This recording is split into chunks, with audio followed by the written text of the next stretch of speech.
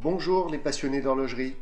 Il y a peu de temps, j'ai dédié une vidéo à Pagani Design en vous dévoilant une montre récente inspirée par les montres de pilotes automobiles des années 70. Et évidemment, j'étais obligé d'évoquer aussi certaines des montres hommages de la marque, dont une qui ressemblait beaucoup à une Omega et l'autre à une Patek Philippe. Dans une autre vidéo sur les Seiko Présage Cocktail et certaines de leurs alternatives, je parlais d'une Pagani Design à 30 €. Et c'est celle que l'on va regarder de plus près aujourd'hui. Sa référence PD1654. Deux liens vous sont proposés en description pour la trouver rapidement.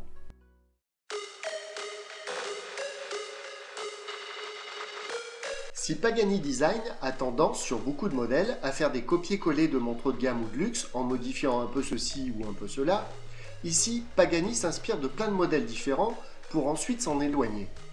Dans la PD1654, on retrouve un peu d'une Seiko Présage Cocktail ou un peu d'une Lip Himalaya. Un peu de plein de montres en fait. Il y avait d'ailleurs dans les années 50 beaucoup de montres avec des cadrans texturés à effet soleillé. Et si ça se trouve, il y en a même de disponibles sur jardindecadeaux.com, ma boutique déco et cadeaux qui propose entre autres des montres vintage. Et hop, c'est placé.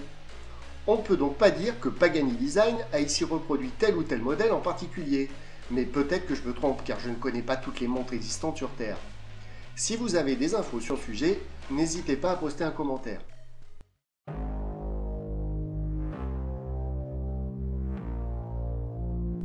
Allez, on passe aux choses sérieuses et on commence le déballage. Le unboxing, comme on dit. La montre est livrée dans une boîte en carton.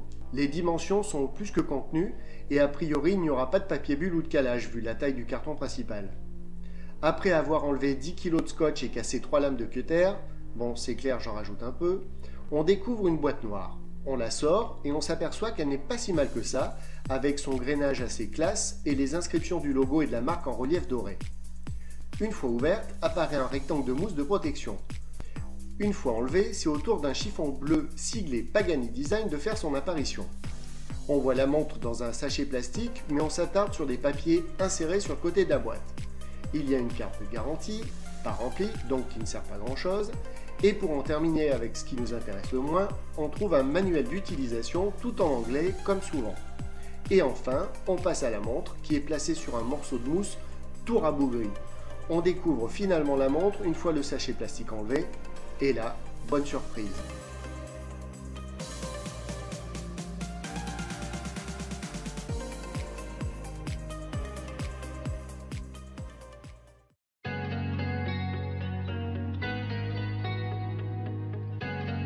Le boîtier rond de 40 mm, sans compter la couronne, est en acier inoxydable poli.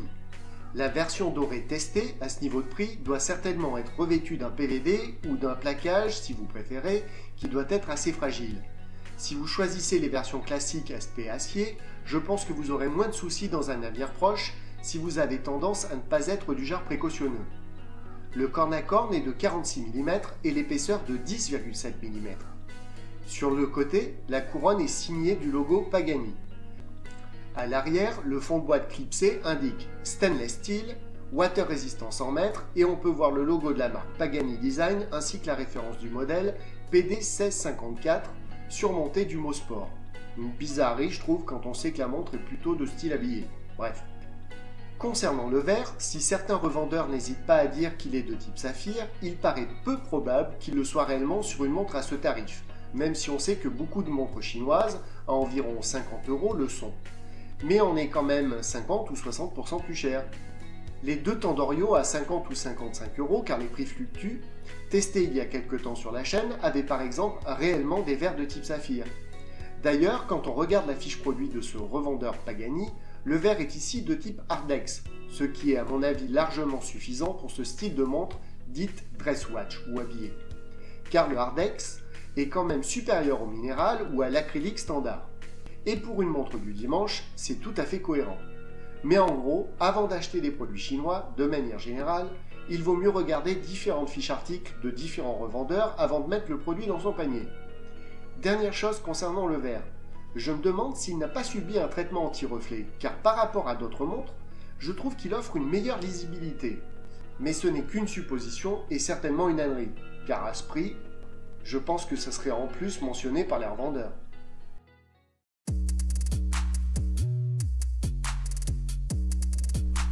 Le cadran est peut-être ce qu'il y a de plus spectaculaire sur la montre. L'effet soleillé y est pour beaucoup, c'est sûr. Les bandes, plus ou moins claires, qui rétrécissent en direction du centre du cadran, donnent à la montre un côté premium du plus bel effet qui va ravir les amoureux des montres anciennes ou les fans de Seiko Cocktail Time. Sur le modèle testé, les index face été des heures sont assortis au boîtier et sont donc dorés. Comme les aiguilles des heures et des minutes d'ailleurs, de type Dauphine. La trotteuse, plus fine évidemment, est également dorée.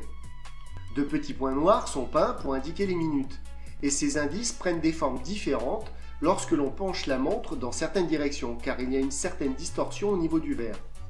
À 3 heures, on voit un sous-cadran, toujours doré, à effet circulaire qui indique la date. Et vous savez quoi? La petite aiguille est dorée. Une vraie montre de milliardaire.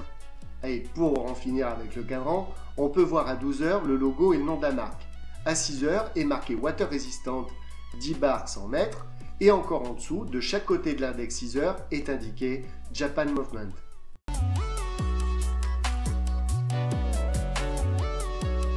La montre utilise un calibre japonais Seiko VH65. C'est un mouvement quartz avec une pile bouton à 1 ou 2 euros. Selon différentes recherches, la pile aurait une durée de vie d'environ 2 ans. Ce qui surprend avec ce calibre, c'est qu'il ne fait pas bouger l'aiguille des secondes comme habituellement. Je m'explique. D'habitude, sur une montre quartz, l'aiguille fait un mouvement par seconde. Alors qu'avec le VH65, on constate que l'aiguille est beaucoup plus fluide, avec 4 mouvements par seconde. Ça donne à la montre encore plus de charme et de qualité perçue, car généralement ce sont les montres mécaniques qui actionnent les aiguilles des secondes de cette façon. Avec ce calibre, on a donc l'avantage du quartz, avec une précision améliorée et le fait de ne pas avoir à régler l'heure régulièrement, si on ne porte pas souvent la montre, mais on a aussi le charme du mécanique, avec ce mouvement fluide de la trotteuse.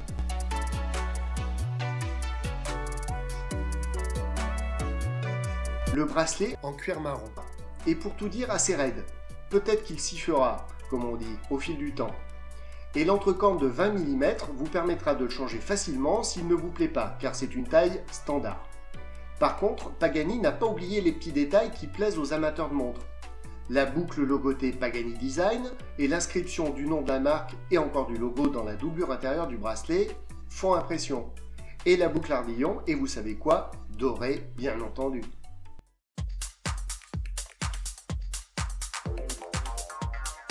Oui et encore oui Pagani. 30 € pour une montre aussi chic et aussi bien finie, c'est dingue quand on y pense. Après avoir observé la montre sous toutes les coutures, je la recommande sans problème. Mais je vais quand même émettre 2 critiques. Les petits hicks sont le bracelet en lui-même qui paraît assez rigide, et le fait que la montre est indiquée étanche jusqu'à 100 mètres. Et ça, je n'y crois pas trop. La couronne n'est pas vissée et le fond de boîte non plus. Je pense que son étanchéité réelle serait plus de 30 ou 50 mètres, pas plus. Mais bon, si vous voulez aller faire de la plongée avec, à vous de voir. Voilà, cette vidéo est maintenant terminée. Mais avant de partir, n'oubliez pas que les liens en description vous permettront de trouver la montre Pagani du jour au meilleur tarif. Pensez aussi à liker, partager et surtout à vous abonner pour être averti des prochaines vidéos et soutenir la chaîne.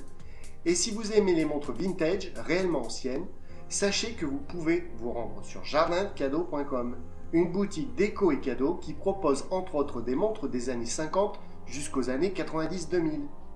Allez, à bientôt les passionnés d'horlogerie!